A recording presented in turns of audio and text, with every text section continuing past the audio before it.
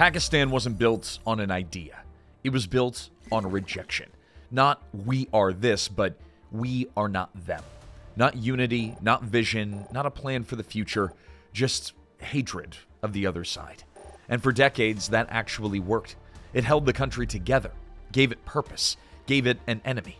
But here's what nobody warned them about. When you build a nation on hatred, eventually that hatred runs out of outsiders, and it turns inward. That's exactly what's happening right now. And what's unfolding inside Pakistan in 2026 is unlike anything we've seen before. Let's break it down. To understand what's killing Pakistan today, we need to go back to the moment that it was born. In 1947, Pakistan was carved out of British India on a single premise. Muslims and Hindus could not coexist. That was the two-nation theory. Not a shared vision for governance, not an economic blueprint, not a constitution built on individual rights or collective prosperity, just a line drawn in blood that said, we are separate because they are the enemy. The partition itself was one of the most violent upheavals in modern history. Somewhere between 1 and 2 million people were killed. 15 million were displaced. Entire communities erased overnight. Trains arriving at border stations packed with corpses. Families separated by a line drawn by a British lawyer who had never set foot in the region before. And out of that trauma, Pakistan emerged. Not as a nation with a shared vision for the future, but as a nation that was defined entirely by what it rejected. That rejection became permanent. Within months of independence, Pakistan and India were at war over Kashmir, a conflict that remains unresolved nearly 8 decades later. Kashmir became the proof of concept for the founding hatred. See, they said, India will always try to destroy us. Every skirmish, every standoff, every diplomatic failure reinforced the narrative. The enemy wasn't just real. The enemy was eternal. And that belief didn't stay in the history books. It became the operating system. For generations, Pakistani school textbooks taught children that Hindus were cunning, deceitful, and fundamentally untrustworthy. Official curricula celebrated Islamic conquests on the subcontinent, while erasing any shared Hindu or Buddhist heritage. Centuries of coexistence rewritten as centuries of conflict. Students grew up hearing that their nation was born in a civilizational war against Hindu India, and that this war would never truly end.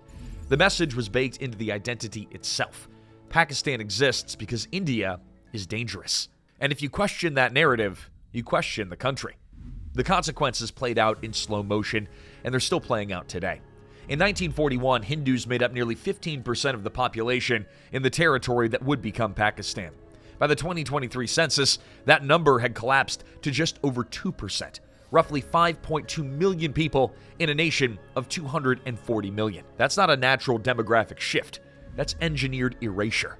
Decades of systematic discrimination, forced conversions of Hindu and Christian girls, blasphemy laws weaponized against minorities to settle personal scores, and periodic waves of mob violence against temples and neighborhoods have hollowed out the communities that Pakistan was supposedly built to separate from. In 1992, when a mosque was destroyed in India, Pakistani mobs attacked an estimated 120 Hindu temples across the country in retaliation, punishing their own citizens for something that happened in another nation. Human rights reports from the U.S. State Department and international monitors document the same patterns year after year. Forced marriages, desecrated burial sites, children converted under duress, and the state just looks the other way. Because challenging the treatment of Hindus means challenging the founding myth itself. The other didn't just leave. They were pushed out, slowly, deliberately, over 3 generations. And once that external enemy started to disappear from inside the borders, once the Hindus were reduced to a sliver of the population, the hatred didn't disappear with it. It just found new targets. And this is where Pakistan's story takes a turn that should terrify anyone paying attention. Right now, Pakistan is fighting 2 insurgencies it cannot win. And both of them are fueled by the same mechanism. Groups who feel excluded, exploited, and erased by the state that claims to represent them. In the southwest, the Balochistan Liberation Army has been waging a separatist war for decades. Balochistan is Pakistan's largest province by area, roughly 44% of the country's total landmass. It sits on enormous reserves of oil, gas, copper, and gold. Foreign companies and state-backed firms extract those resources. Chinese engineers build pipelines and port facilities across its deserts. Pakistan's government collects the revenue, and the Baloch people the ones who actually live there, remain the poorest population in the entire country. Literacy rates are among the lowest in South Asia. Basic healthcare barely exists outside a handful of cities. Young Baloch men see their province's wealth siphoned away, while their families live in conditions that haven't changed in half a century. For them, Islamabad is just another colonizer wearing a different flag. The insurgency isn't born from ideology alone. It's born from watching your homeland get strip-mined while you starve. In January of 2026, the BLA launched one of the most devastating coordinated attacks in Pakistan's history. Dozens of gunmen struck police stations, government buildings, and markets across the provincial capital and over a dozen towns simultaneously. Fighters abducted government officials, broke prisoners out of jail in brazen operations, and targeted Chinese interests tied to Beijing's massive infrastructure investments. The Pakistani army fought back and claimed nearly 100 militants killed, but the scale of the assault, the coordination, the simultaneous strikes across such a wide area shocked military planners. This was not a ragged militia throwing grenades. This was an insurgency that had grown more capable, more organized, and more bold, while the government insisted that it was under control. In the northwest, a completely different war is waging. The Pakistani Taliban, the TTP, a separate organization from Afghanistan's Taliban, has turned the Afghan border region into a grinding kill zone. The TTP draws its fighters from local Pashtun communities, operates with near impunity along the porous Afghan frontier, and is pledged to impose hardline Sharia in the areas that it controls. In 2025, Pakistan recorded 699 terrorist attacks nationwide, according to the Pak Institute for Peace Studies. Those attacks killed at least 1,034 people and injured over 1,300 more. Terrorist attacks rose 34% year on year, and the TTP was responsible for the majority, including a coordinated wave of assaults across 11 districts on Pakistan's Independence Day, a symbolic gut punch to the state itself. But the terrorism numbers are only part of the picture. When you factor in military operations and counterstrikes, total combat-related deaths surged 74% to 3,413 in 2025, the deadliest year in over a decade. The military killed a record 1,313 militants in operations, more than double the previous year. But the violence kept escalating. For every fighter killed, the grievance machine produced another one. Pakistan's retaliatory airstrikes into Afghanistan, aimed at TTP camps sheltered across the border, reportedly killed dozens of Afghan civilians, including children. The Afghan Taliban government accused Pakistan of murder. Kabul flatly refused Islamabad's demands to rein in the TTP. Pakistani Taliban fighters continue to operate with impunity, using Afghanistan as a staging ground and safe haven, which triggered more Pakistani strikes, which killed more Afghan civilians, which fueled more anger. A blood feud masquerading as counterterrorism with no off-ramp in sight. And now, the numbers are official. For the first time ever, Pakistan sits at the top of the Global Terrorism Index of 2026. Number 1, the most terrorism-affected country on Earth, with 1,139 terrorism deaths and over 1,000 incidents in a year when global terrorism actually declined by 28%. The hatred that was supposed to face outward toward India, toward the enemy, is now consuming the country from within. The Baloch hate Islamabad for stealing their resources. The TTP wants to overthrow the state entirely. The military is stretched across two fronts, bleeding money and manpower that it doesn't have, fighting enemies that it helped create through decades of neglect and exclusion. And when your military is drowning in two insurgencies at once, who's actually running the country? The answer is the same people who've always run it, the generals, and they've made absolutely sure that no one else can get a turn. Pakistan's most popular opposition leader, former Prime Minister Imran Khan, has been locked in a cell since August of 2023. He was originally arrested on corruption charges that his supporters call politically fabricated. In January of 2025, a court handed him 14 years for allegedly misusing a charitable trust. And then, in December of 2025, another court sentenced him and his wife to 17 years for undervaluing state gifts, a jewelry set, and a watch from the Saudi government. His party calls every conviction a sham. International legal observers have raised serious concerns about due process. The UN Special Rapporteur on Torture flagged his detention conditions in stark terms: 23 hours a day in solitary confinement, a cell without natural light or adequate ventilation, extreme temperatures in both summer and winter, restricted access to lawyers, family, even communal prayer. He reportedly lost significant weight, has suffered nausea and illness from poor conditions, and by February of 2026, his legal team told the Supreme Court that Khan, at 73 years old, has lost 85% of the vision in his right eye from a blood clot that went untreated for months while he pled for medical attention that came far too late. The cricket legends that he once played alongside signed open letters demanding his release. The British Parliament debated his treatment. None of it has changed anything. But Khan is just the most visible case. Hundreds of his supporters have been detained under anti-terrorism laws. Journalists have been sentenced to life in prison for covering protests. News outlets self-censor under relentless pressure. Human rights monitors report that courts routinely deny bail to opposition figures, that activists disappear without consequence, and the state agencies now openly treat politicians and reporters as terrorist sympathizers. Every legitimate channel for dissent has been walled off. And here's the pattern that should look familiar.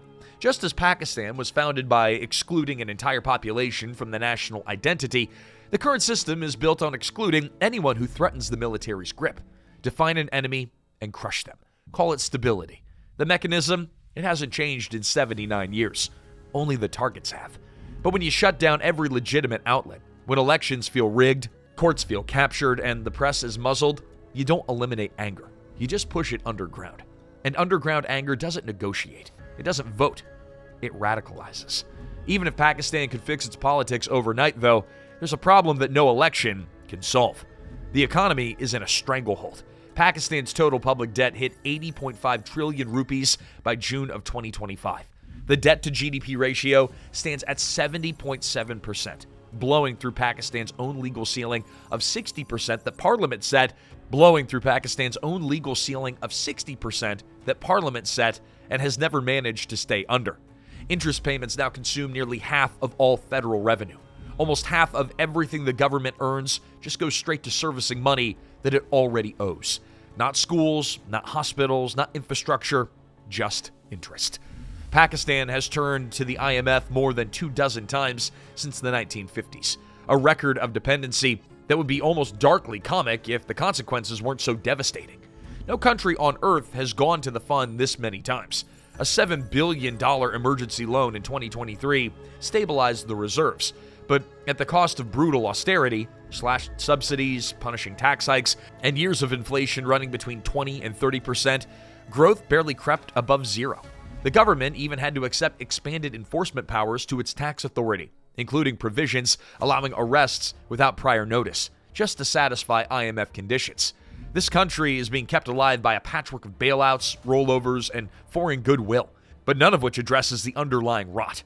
And when growth stalls in a country of 240 million people, 2/3 of whom are under 30, the human cost is staggering. Youth unemployment is bleak, particularly in the conflict-ridden provinces where it matters most.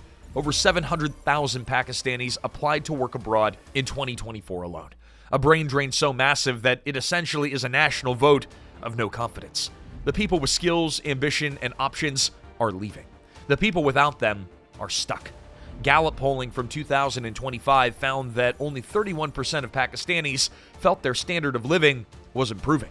2 years earlier, that number had hit a record low 15%, placing Pakistan alongside Afghanistan and Lebanon as the least optimistic countries on earth about their own futures. Even with modest recovery, 41% of Pakistanis still said life is getting worse. Food prices have surged repeatedly. Fuel costs spike without warning. And for millions, that daily calculation is no longer about getting ahead. It's about whether they can afford to eat. And this is the fuel. Economic despair doesn't just breed frustration. It breeds recruits. When young men in Balochistan watch their province's mineral wealth flow to foreign companies and army-linked firms while their families can't afford food, the BLA's recruiting pitch writes itself. When Pashtun youth in the Northwest see no jobs, no future, and no government that gives them a voice, the TTP offers purpose, a paycheck, and a gun. Now, individually, any of these problems would be serious. Security, politics, economics, countries survive worse. But here's where Pakistan's situation turns truly dangerous. Hey, if you're watching this far, subscribe to Fall of Nations, because what comes next is where these problems stop being separate and start feeding into each other. Every crisis in Pakistan is now accelerating every other crisis. And once you see the connections, you can't unsee them. Start with the loop. When the economy weakens, government revenues drop. When revenue drops, the military gets fewer resources to fight two simultaneous insurgencies. When the military response falters, militant acts increase. When attacks increase, foreign investors pull out. When investors leave, the economy weakens further. When the economy weakens, desperate young men with no prospects become easy recruits for the very insurgencies the military is supposed to be defeating. Round and round. Each cycle tighter, each rotation faster, each recovery harder than the last. This isn't a country dealing with problems in sequence. It's a system under compounding stress, where every shock amplifies the next one. Now layer in the geopolitics. China has invested somewhere between $62 and $65 billion into Pakistan through CPEC, the China-Pakistan Economic Corridor. Highways, power plants, pipelines, and a deep-sea port in Balochistan. It's one of the largest infrastructure bets in the developing world. But since 2016, over 60 Chinese workers have been killed or injured in militant attacks on Pakistani soil. The BLA's January 2026 strikes targeted CPEC infrastructure directly. Every pipeline bombed, every highway ambushed, every Chinese engineer threatened. That's Beijing's patience eroding in real time. China rolled over $3.4 billion in commercial loans to Pakistan in mid-2025 just to keep the country from defaulting. Pakistan needs China's cash, but China doesn't need Pakistan's chaos. On the other flank, Pakistan signed a $500 million minerals deal with Washington in late 2025 to export rare earths, copper, and antimony, part of America's push to diversify critical supply chains away from China. On paper, a lifeline, but in practice, it triggered immediate domestic backlash. Critics, especially from Imran Khan's faction, accused the government of cutting a secret deal that favored army-linked firms. And Washington's interest is purely transactional. If Pakistan can't deliver reliably, or if the strategic calculus shifts, that money, it can disappear overnight. Then there's the Saudi dimension. In September of 2025, Pakistan and Saudi Arabia formalized a mutual defense pact at the summit in Riyadh. An attack on one is an attack on both. Saudi Crown Prince Mohammed bin Salman and Pakistan's Prime Minister stood side by side and pledged shared strategic interests. Turkey flirted with joining but ultimately stayed out. Pakistan's military is now legally committed to Saudi security, which sounds like a show of strength until you think about what that actually means in practice. What happens when Iran, or an Iranian proxy, tests that commitment? What happens when the Saudis expect Pakistan boots on the ground while Pakistan's own provinces are on fire? Pakistan gets dragged into a Middle Eastern conflict that it can't afford, with an army already bleeding on two domestic fronts. Every new alliance is a new tripwire, and Pakistan keeps stepping on more of them. So Pakistan has placed simultaneous bets on China, America, and Saudi Arabia. Three partnerships with fundamentally different and sometimes contradictory interests.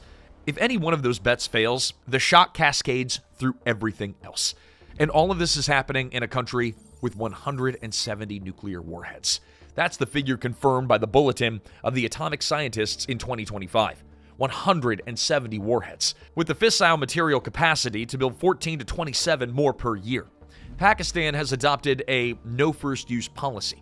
Its doctrine is called full spectrum deterrence, which means nuclear weapons are on the table at every level of conflict, including battlefield level tactical strikes. During the 2025 border conflict with India, triggered after a deadly terror attack in India-administered Kashmir, both countries scrambled nuclear-capable aircraft. Pakistan fired a Fatah-2 ballistic missile toward Delhi that was intercepted over Indian airspace.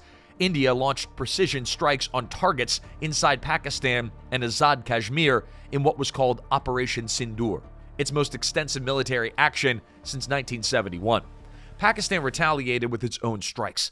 Both sides activated their nuclear command structures. Pakistan's Prime Minister convened the National Command Authority, the body that controls the nuclear arsenal. The nuclear option was formally discussed. It was taken off the table, that time, under heavy American diplomatic pressure. Pakistan's defense minister publicly stated that the nuclear option was not on the table, but afterward, Pakistan's army chief reportedly told a dinner audience in Tampa, Florida, that his country would take half the world down if it ever faced an existential threat. India condemned the remarks as nuclear saber-rattling. Pakistan's Foreign Office said that they were distorted. But the message was clear. And here's what keeps defense analysts around the world up at night. What happens when the country sitting on those 170 warheads is simultaneously fighting 2 insurgencies, hemorrhaging money, jailing its opposition, losing its partner's patience, and running out of institutional capacity to manage any of it? A failing nuclear state is not a local problem. It's a global emergency. Nearly 240 million people live in Pakistan. An estimated 50 million live under active conflict threat, roughly the population of South Korea. Except South Korea has one of the strongest economies on earth. Pakistan has one of the most fragile. So what's actually holding Pakistan together right now? Honestly, momentum, institutional inertia, the military's iron grip, and the quiet hope, mostly from the outside, that the center will hold because it always has before. But the center is being pulled in every direction at once. The Baloch want out. The TTP wants the state burned to the ground. The political opposition is caged. The economy is on life support from lenders who are losing patience. The alliances stretch in 3 incompatible directions. And the founding ideology, the founding that was supposed to bind 240 million people under one flag, well, that's done exactly what hatred always does when it has nowhere left to go. It consumed what it was supposed to protect. Pakistan was built on hatred of the other, the partition, the textbooks, the systematic purge of minorities, the endless framing of India as the existential civilizational enemy. All of it served a purpose for decades. It gave the country a reason to exist that didn't require good governance, economic development, or democratic accountability. The enemy was enough. You don't need to build something, you just need someone to stand against. But enemies are finite, and when the external ones fade, through demographics, through exhaustion, or just through the simple passage of time, the hatred, it doesn't just evaporate, it mutates. It looks for the next target. The Baloch who dares demand his own province's wealth, the Pashtun who demand his rights, the political prisoner who's rotting in a cell, the journalist who reported the truth, and the minority who was foolish enough to stay. The founder of Pakistan, Muhammad Ali Jinnah, once said that he wanted a country where every citizen, regardless of religion, could live freely. But that vision died before the ink dried. What replaced it was a nation that could only define itself by what it hated. And now that hatred has metastasized into every institution, every province, every crisis, tearing the country apart. Pakistan isn't facing one breaking point, it's facing the risk of too many, all at the same time. And the deepest crack of all is the one that was poured into the foundation on day one. So what do you think? Can Pakistan pull back from the edge, or has the hatred already won? Let us know in the comments, and if you want more breakdowns like this, subscribe to Fall of Nations.